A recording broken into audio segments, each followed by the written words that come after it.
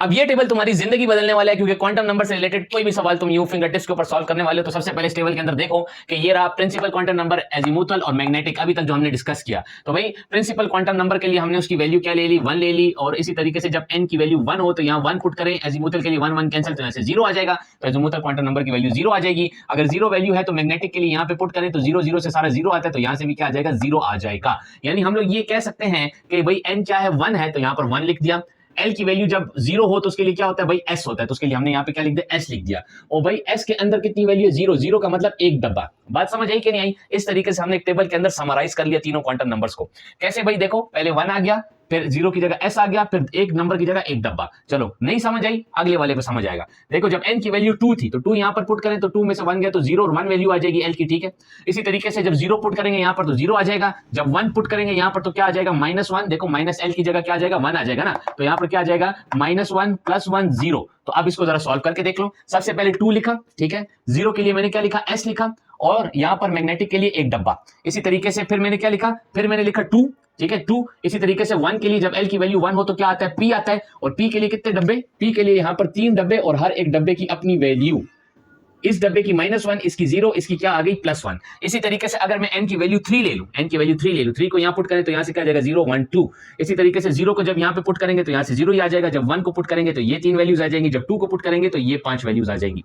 अच्छा अब देखो ये 3 आ गया, 0 की जगह S आ गया, फिर इसकी जगह एक डब्बा, फिर इसका देखो 3 आ गया, और 1 की जगह क्या आ गया, P आ गया, और 3 वैल्यूज है तो P के लिए कितने डब्बे, P के लिए बोलो ना भाई 3 डब्बे। इसी तरीके से यहां से क्या आ गया, 3 आ गया, 2 के लिए क्या आ गया, D आ गया, और D के लिए कितने डब्बे, D के लिए टोटल 5 डब्बे, हर एक डब्बे की अपनी वैल्यू। चलो अब ये हो गया तुम्हारे पास क्या, ये आ गया तुम्हारे पास एक पूरे का पूरा चार्ट जो कि बड़ा इंपॉर्टेंट है। अब इसी के ऊपर एक एमसीक्यू सॉल्व कर लेते हैं। कहता है कि which set of quantum number is possible for sodium 3s1 electron.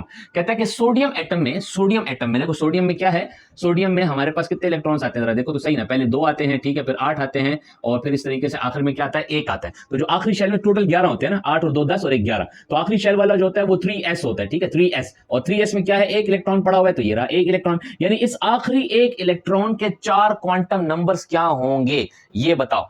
Options उसने दिए उन्हें नीचे, तुम उसको मैच करके क्या कर लो, बता लो कि भाई इसके लिए ये वाले क्वांटम नंबर्स आते हैं। लेट अस सपोज दैट पहला ऑप्शन देखो, पहले ऑप्शन में कह रहा है कि n की वैल्यू 3, तो देखो n की वैल्यू 3 है, बिल्कुल है। l की वैल्यू 0, l की वैल्यू 0 इसके लिए है, 3 के लिए बिल्कुल जी है, यानी ये भी टिक हो गया, ये भी टिक हो गया, ये भी टिक हो गया। m की वैल्यू 0 है, तो देखो m की वैल्यू इसके लिए 0 है, जी बिल्कुल है, ये भी टिक हो गया। और इसमें जो इलेक्ट्रॉन पड़ा होगा वो तो स्पिन क्वांटम नंबर भी शो कर रहा होगा, तो ये भी टिक हो गया, यानी ये क्या हो जाएगा, इसका करेक्ट ऑप्शन होगा। सारे की सारी वैल्यू जो यहां पर इसने दी हुई हैं वो इस टेबल के अंदर मौजूद है। तो देखा टेबल कैसे करामत है, टेबल आप बनाओगे तो फिंगर टिप्स के ऊपर क्वेश्चन को सॉल्व कर लोगे।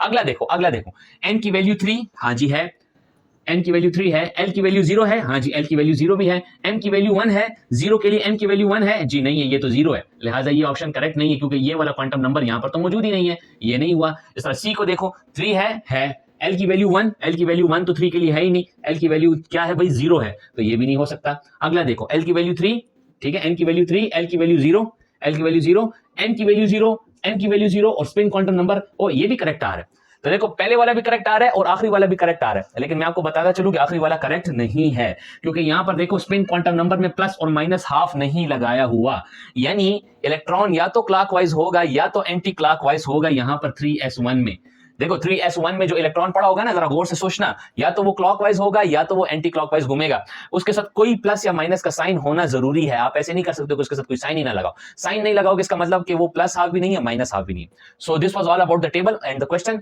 सो चलिए डिस्कस करते हैं अगला क्वेश्चन इसी टेबल से रिलेटेड। सो अगला क्वेश्चन है, find number of electrons for which n is equal to 2, m is equal to 0 और s is equal to plus half। कहता है कि भाई नंबर ऑफ इलेक्ट्रॉन्स मालूम करो जब क्वांटम नंबर्स ये हो, n की वैल्यू क्या हो, 2 हो।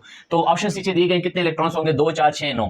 तो जब n की वैल्यू 2 हो तो ये रहा, n की वैल्यू 2 आ गई, ठीक है। इसी तरीके से एक ये हो गया। अच्छा m की वैल्यू क्या दी हुई है, 0 दी हुई है। अब m की वैल्यू 0, तो m की वैल्यू 0 ये रही, ठीक है। m की वैल्यू 0 यहां भी है, 2 के लिए m की वैल्यू 0 यहां भी है, और 0 n की वैल्यू यहां भी है। देखो m के अंदर 0 वैल्यू यहां भी है। अब यहां पे इसी वजह से मैं आपको कह रहा था शुरू में कि ओरिएंटेशन वाला फार्मूला ज्यादा इंपॉर्टेंट है, क्योंकि भाई उसके जरिए स्पेसिफिक हर एक ऑर्बिटल का नंबर पता चल जाता है। अच्छा अब कह रहे हैं कि भाई स्पिन क्वांटम नंबर भी उसके अंदर मौजूद होना चाहिए। तब देखिए इस डब्बे के अंदर कितने इलेक्ट्रॉन आते हैं, 2, इस डब्बे के अंदर कितने इलेक्ट्रॉन आते हैं, 2।